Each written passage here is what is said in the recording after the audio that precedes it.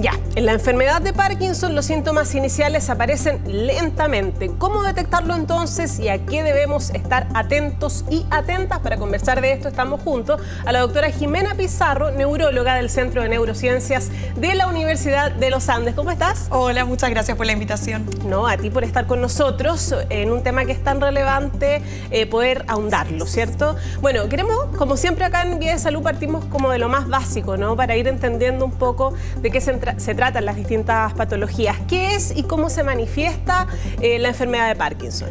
Bueno, la enfermedad de Parkinson es la segunda enfermedad neurodegenerativa más frecuente después de la enfermedad de Alzheimer y ocurre porque se van perdiendo progresivamente neuronas con dopamina y esas son las neuronas que son específicas del control motor.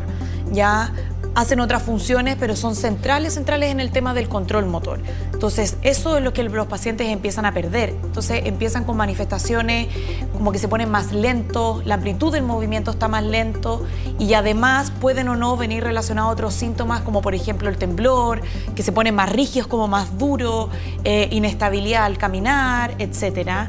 Y además también está asociado a síntomas que nosotros les denominamos como síntomas no motores, que nos referimos a síntomas que no tienen que ver específicamente con la movilidad, que son por ejemplo constipación, temas de ánimo, la pérdida del olfato, trastornos del sueño, etc. ¿Y qué se manifiesta primero de todo lo que tú me has nombrado? En general los síntomas no motores parten mucho antes que los síntomas motores. ¿Ya? Y de los motores lo más característico es la lentitud del movimiento y es súper importante entenderlo porque la gente siempre relaciona el Parkinson con temblor. Sí. Lo ven como casi sinónimo, pero no todos los pacientes con Parkinson tienen temblor y no todo el paciente que tiembla va a tener un Parkinson.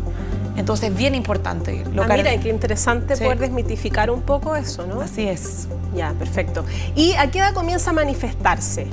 En general alrededor de los 60 años, eso es lo más frecuente. Tenemos casos más jóvenes, pero realmente no es lo habitual. Ya. ¿En mujeres u hombres, en quiénes se manifiesta antes? En general en los hombres un poquitito antes, pero se puede dar en ambos sexos. ¿Hay factores hereditarios en esto? Súper importante pregunta porque ¿Sí? lo preguntan los pacientes siempre. ¿Ya? La enfermedad de Parkinson, la gran mayoría de las veces no es hereditario, ¿ya? De los casos hereditarios son solamente como un 10, un 5% del total de los enfermos con Parkinson. Y de hecho, súper importante entender que incluso si uno tiene algún familiar con Parkinson, el riesgo de que uno lo padezca bajo sube de un 3 a un 6%. Ah, o sea, eso igual significa que tenemos 94% de pacientes que igual no van a tener el Parkinson. Ya. Entonces, no porque uno tenga algún familiar con, yo voy a tener la enfermedad. ¿Y qué incide en que a mí se me decrete un Parkinson, se me diagnostique, perdón, un Parkinson? Es una de las preguntas de la ciencia que seguimos tratando de elucidarlo. Pero tendrá que ver con hábitos, porque siempre hablamos de eso, ¿no? Hay factores de riesgo, ¿ya? Los factores de riesgo, como tú bien dices, de hábitos, también temas de dónde uno ha vivido, por ejemplo, vida más rural, sin agua potable, con uso mucho de pesticidas, trabajo con metales pesados, aumentan el riesgo. También accidentes, traumas encefalocranianos a repetición, también los aumentan. ¿Ya? Y la actividad física es un factor protector. O sea, mientras más actividad física uno haga, menos probabilidades que uno tiene de tener enfermedad de Parkinson. Incluso ya teniéndolo, la actividad física hace que la progresión de la enfermedad sea mucho más lento. Recalquemos nuevamente lo de estos factores de riesgo. Accidentes, o sea, golpes en la cabeza a repetición, ¿Ya? Agua no potable, uso de pesticidas o trabajo con metales pesados.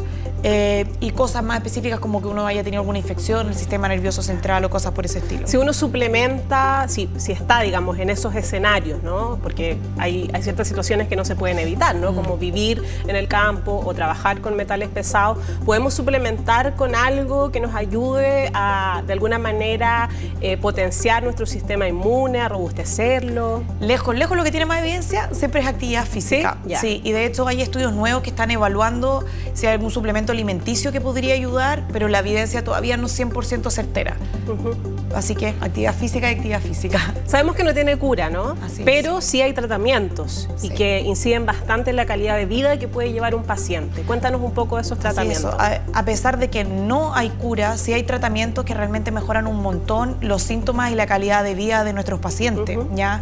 Hay desde fármacos, que son fármacos para reemplazar la dopamina o potenciar la acción de la que ya hay, hasta tratamientos mucho más avanzados como cirugías de Parkinson, que no todos los pacientes con Parkinson tienen indicación, pero por lo menos entre un 10 y un 20% sí.